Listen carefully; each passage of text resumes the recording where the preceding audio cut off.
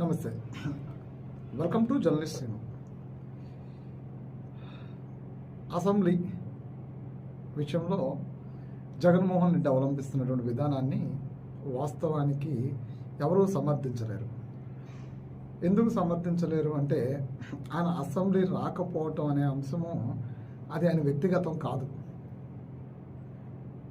అది ప్రజలకు సంబంధించినటువంటి అంశం. అది ఆయన వ్యక్తిగత అంశం అయితే నేను అసెంబ్లీకి రాను అని చెప్పడానికి ఉంటుంది, అసెంబ్లీకి వస్తాను అని చెప్పడానికి ఉంటుంది. కానీ ప్రజాప్రతినిధిగా ఒక నియోజకవర్గానికి ప్రాతినిధ్యం వహిస్తున్నటువంటి వ్యక్తి, రాజ్యాంగ ప్రకారం ప్రజలు ఎన్నుకోబడినటువంటి వ్యక్తి, ప్రజాస్వామ్యంలో ప్రజలు ఓటు ద్వారా, రాజ్యాంగం ఇచ్చినటువంటి ఓటు ద్వారా ఎన్నుకోబడినటువంటి వ్యక్తి.